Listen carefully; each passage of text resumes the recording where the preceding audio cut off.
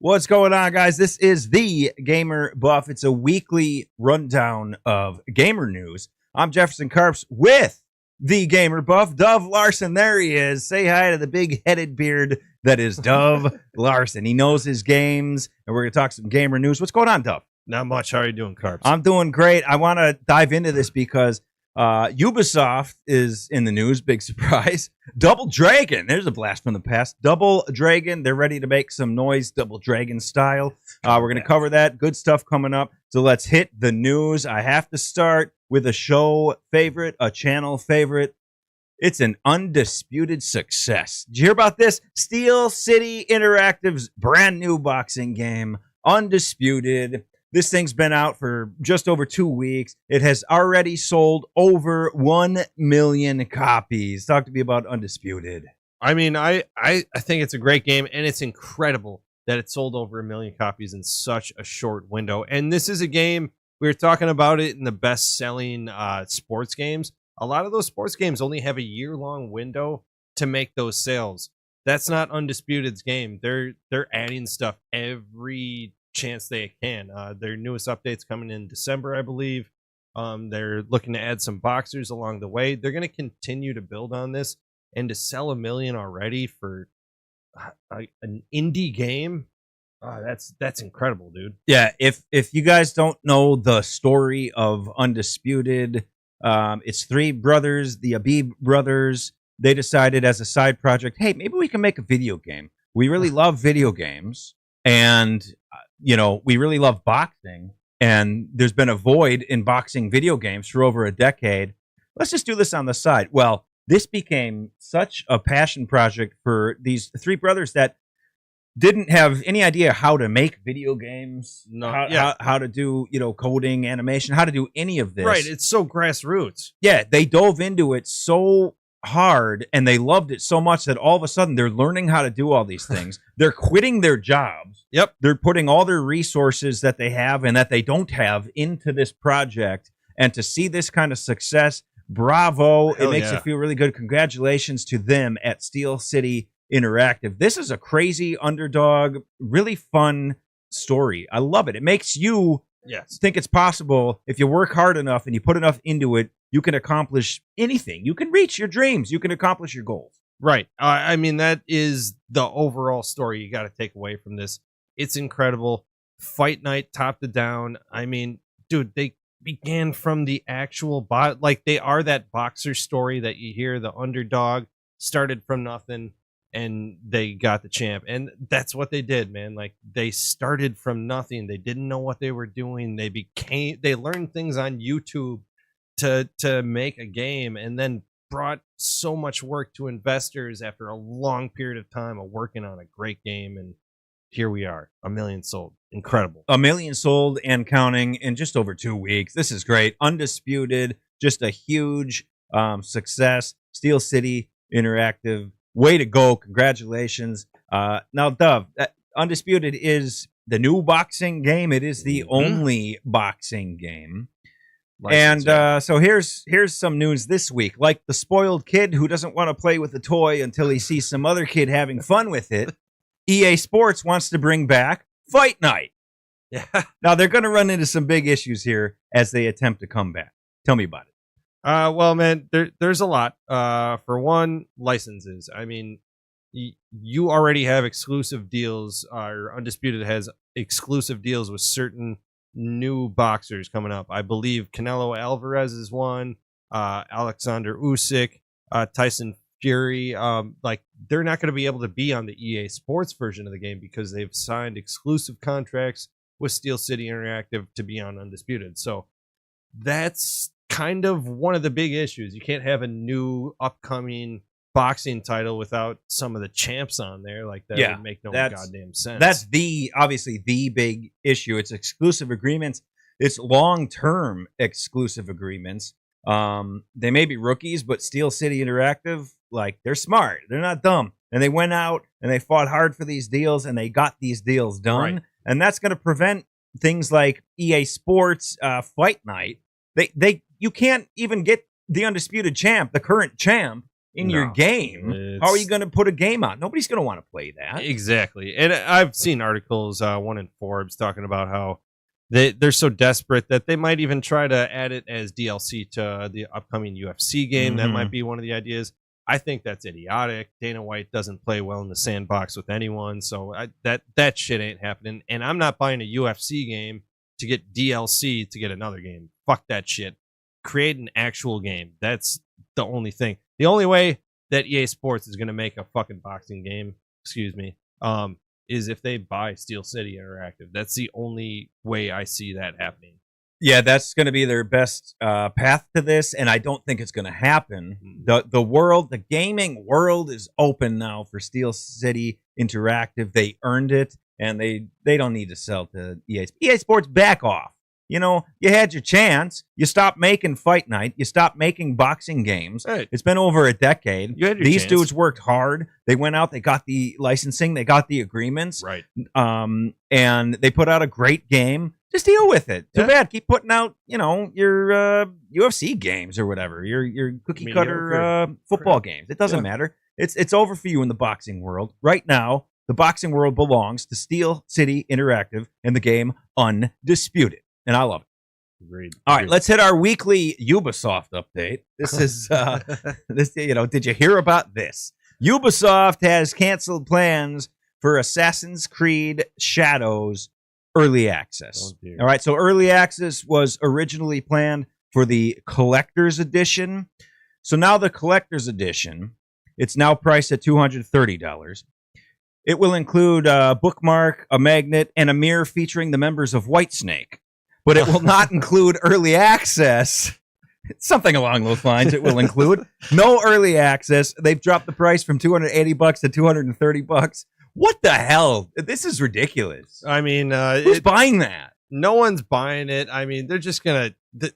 They're crumbling. You can see all the signs. This company is falling apart fast at the seams. Fast. It's not looking good for the release period. I've even heard reports that they're looking to retool it to have co-op in the game because of the two protagonists.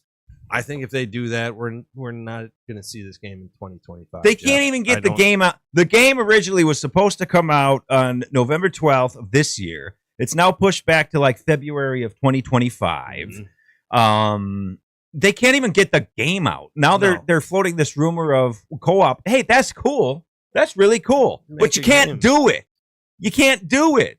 There's not even going to be early access. What kind of monster release doesn't have early access? And then they charge $230 for what? What exactly? For what? What are you getting? Skins and a seasonal update that you're not like once you finish the game, when you beat the game, you're done. What do we need a season pass for? I don't understand. It's not Six Flags. It's AC Shadows. You beat the game, you're done. Season pass.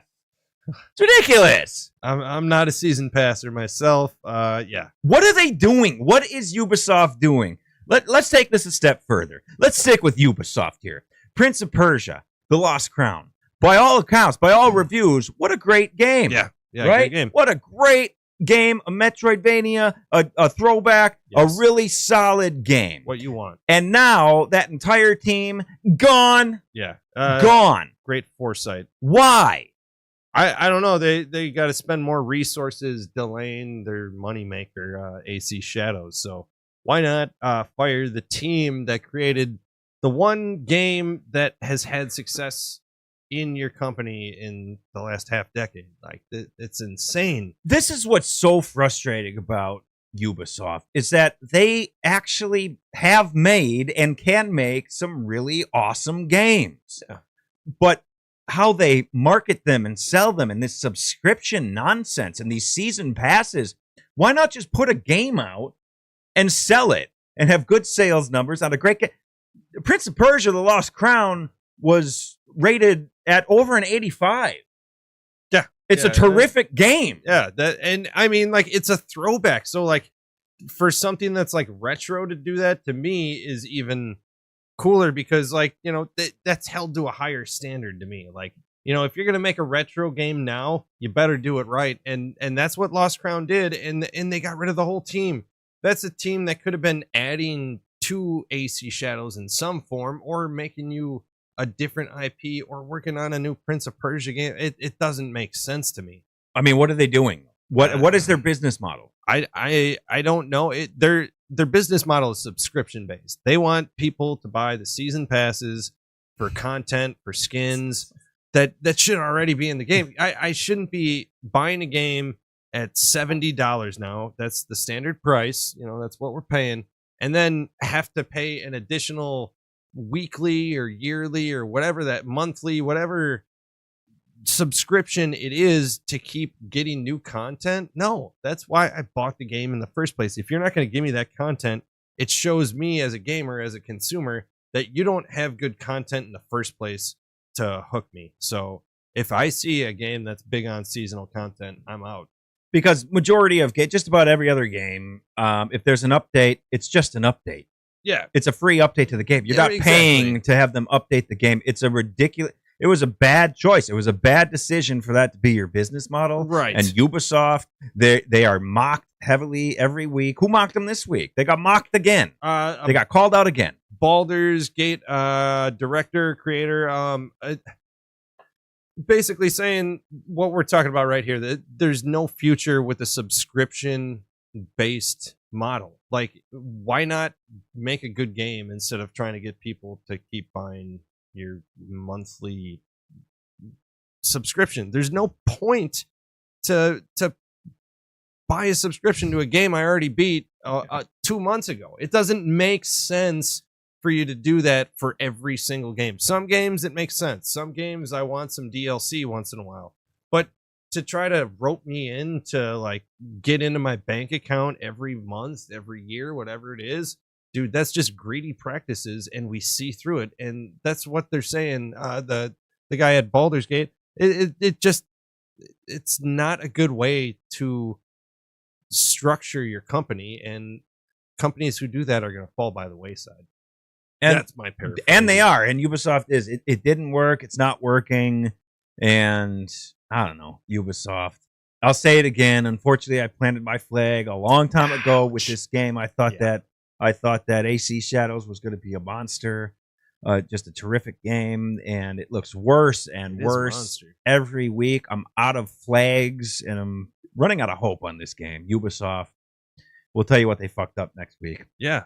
On the show next week. 2026 release the week after. All right, let's take a look at this. Let's end this thing with some fun. This is one of my all-time favorite franchises. We're gonna take a look at this. Double Dragon. They're doing what Double Dragon does. They do what they do, and they're about to do it again with Double Dragon Revive. Yeah, Jeff, this one kind of flew under the radar for me. I saw some trailers for it. I was looking into it a little bit. It's coming out in 2025, no definitive date, but this game just looks like what we want, a beat 'em up, scroll in, and it looks like some of the levels are based off of what you see in some of the original games. And I'm hoping that's a theme that they continue through the whole game. I really hope they just recreate some of these levels with better graphics, better mechanics, stuff like that. Mm-hmm. But we'll see. I'm excited. 2 new playable characters in this game, which is great. We all know the damsel in distress. Well, now she's kicking ass. Yeah, exactly. Right, now she's a playable character, and some other dude with a background that we don't even need to get into right now. Yeah, we'll talk about it later. But Billy and Jimmy, blue guy, red guy, they are there, of course. People are saying, well, it looks a little janky, but you know what? Double Dragon lives in janky. That's what they do. They're from Janktown. Yes. You're never going to find a Double Dragon game that isn't super fun.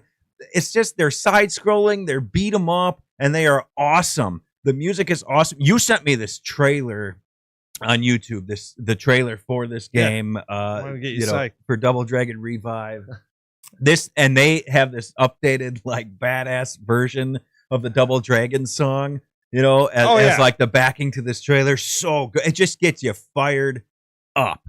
I mean, everything. The music, the beat 'em up. I love Double Dragon, and this thing's coming out next year. It's gonna be great. I can't wait, man. We're gonna have to get that one.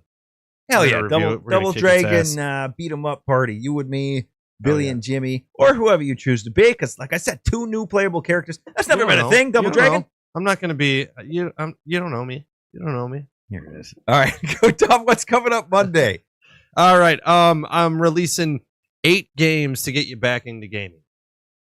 I'm looking at anyone, even if you are in gaming, you might want to try a new genre. I got a list of games for you. A bunch of easy to get into, just dipping your toe in the water type games. And that's what I'm going for.